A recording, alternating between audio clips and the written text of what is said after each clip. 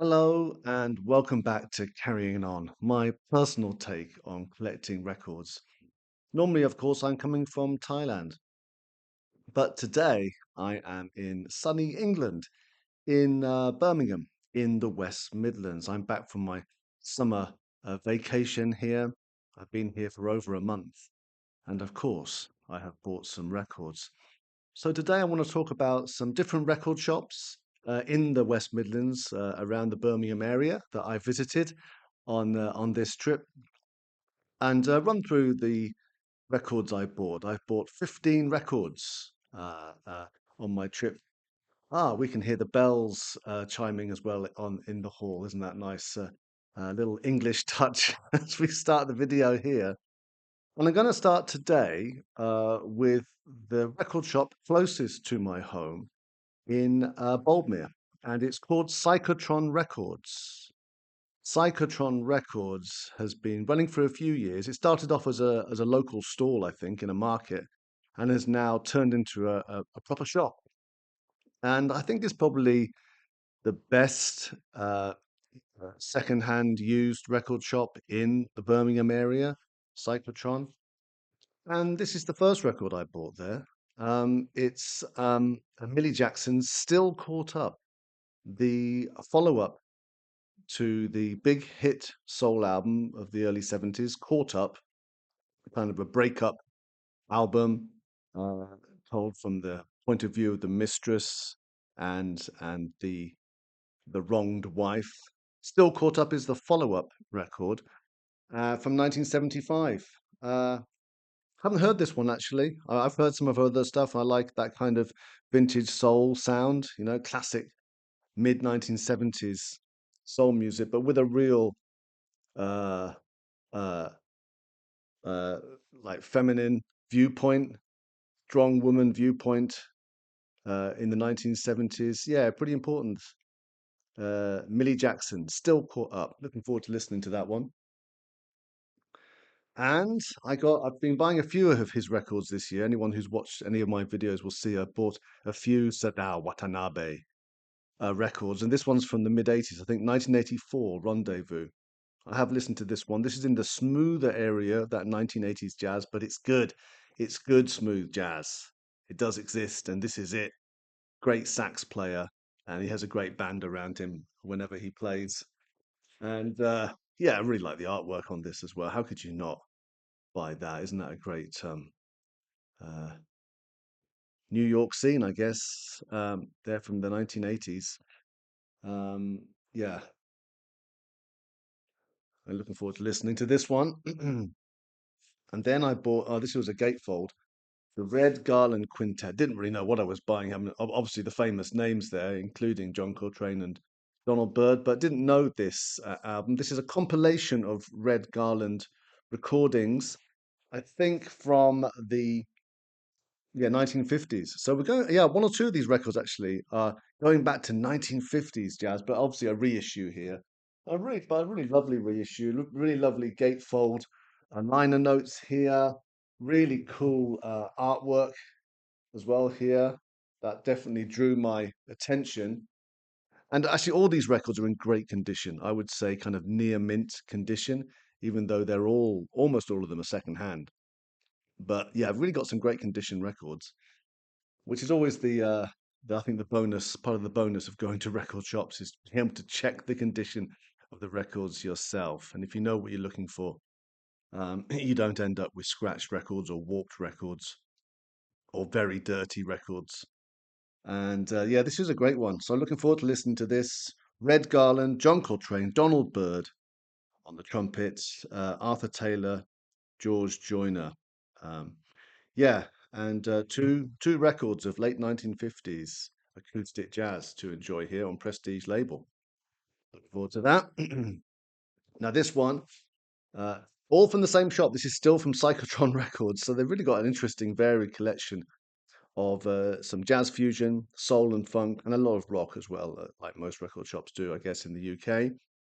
Bessie Smith, Any Woman's Blues, and this is another collection actually of her great. I hadn't realized how far back this went. I think to the 1920s.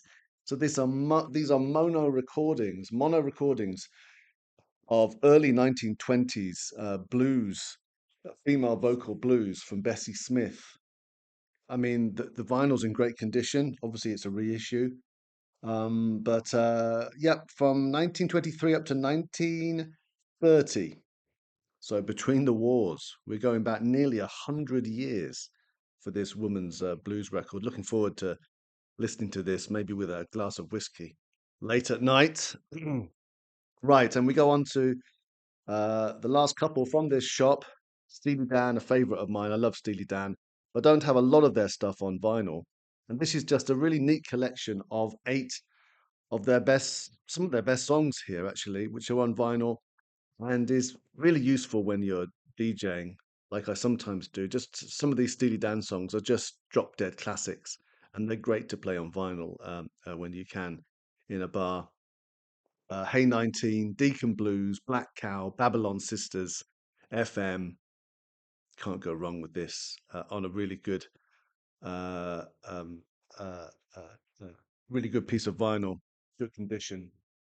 This one, some people, well, I guess most people maybe prefer John Martin's early folky stuff, but I'm a big fan of this record produced by Phil Collins, I think released in 1980. And yeah, it's got some great, a bit of funk in here as well, bit of jazzy funk in here, which I really enjoy, kind of soul boy stuff. And I really like this record. There's some great tunes on here. He does another version of "Couldn't Love You More," which is a good version. "Hold on My Heart" is a great tune. And yeah, "Never Say Never" is a great, more rocking tune. "Pascanel" is an apps really catchy. I really like "Glorious Fool" from I think 1981, actually, 1981, produced by Phil Collins, and he plays the drums and does some vocals on here. Yeah, it's a good record, and I'm happy to get that one on vinyl. Now, so we move on to next shop, which is an interesting one. It's Stylus Records in Lichfield. Now, yeah, Lichfield has really come up in the world over the last few years and it's become almost a bit of a hipster destination. Of course, we know it's got the beautiful three-spire cathedral, I think the oldest one in England, which is a proper tourist attraction these days. In this is a so Lichfield, then a city, cathedral city, just north of Birmingham, but outside of Birmingham.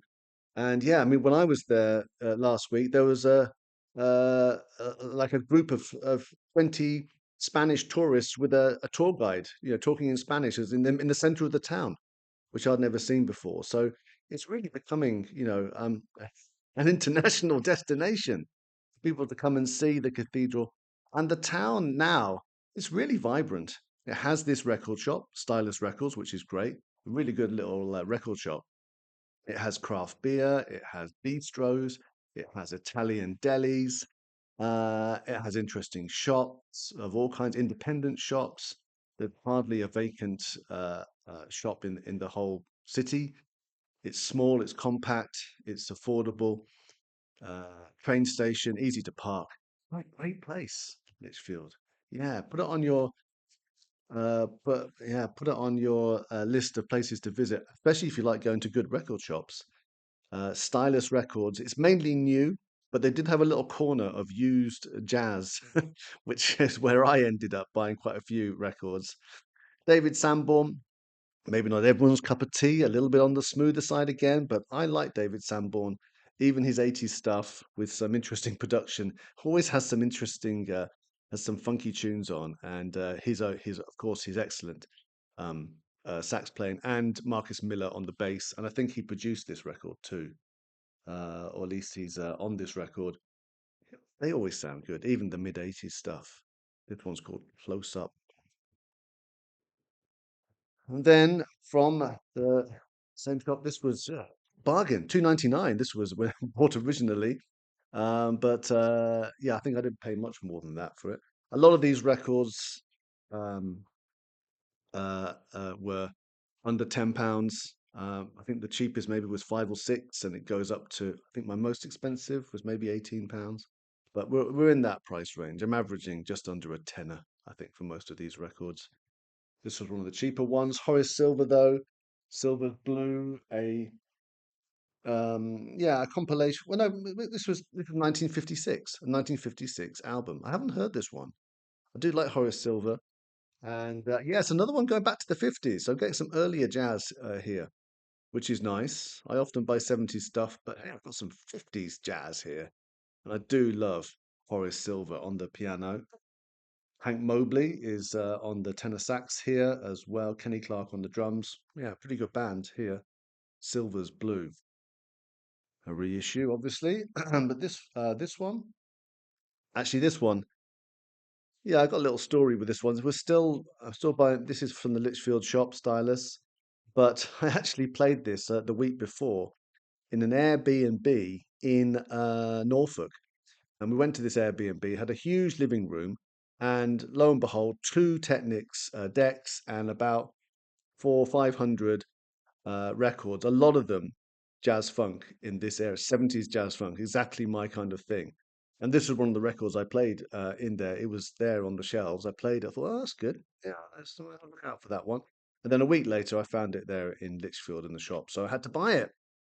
But yeah, that was a great little moment in Norfolk, finding this. The owner obviously was a the vinyl fan and just kept his stash of records there and the two turntables for people to play. So I've already played this one, and it's great. It's just classic 1970s Grover Washington Jr. You know, soulful, soul jazz, pretty easy to listen to, but yeah, great fun, quite funky too.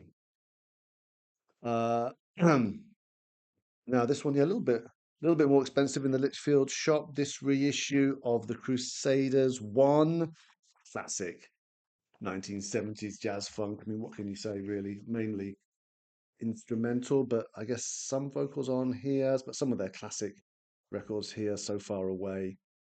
Um, yeah, one or two, I don't know actually. I haven't listened to this record properly. You know what it's like sometimes listening on streaming. You don't listen to the whole record properly. Like now, I will. I've got the double vinyl here of this. Yeah, not sure about the cover. These covers can be quite, uh, yeah, challenging. I mean, but there you go. It's of its era, isn't it? I mean, I guess we can say. But this one is great. When you go back, of course, to the 60s Blue Note covers. This is how you do a record cover, guys. This is what a beautiful cover this is. I haven't really didn't really think about this before just holding this up, but what a beautifully shot photograph that is. What beautiful font and lettering that is. What a beautiful color coordination on there. Everything is beautifully balanced on that cover. Isn't that just fantastic? And it's one of Grant Green's very best records, I think, this from 1961 and 62. As someone, it says here, they got the Penguin Guide to Jazz review here at the bottom, and it's true. We've always liked Born to Be Blue, best of all of Green's Blue Notes. Not a note is wasted. And it's true. Yeah, these 8 tunes are all really good and just great tunes which jump out at you. And Ike Quebec's saxophone playing is superb throughout. This kind of bluesy, raspy tone he has really suits Grant Green. And this is just a great record. I've had it on CD for years, but I'm really excited to play this loud on vinyl and have that brilliant cover as well in my possession. Brilliant.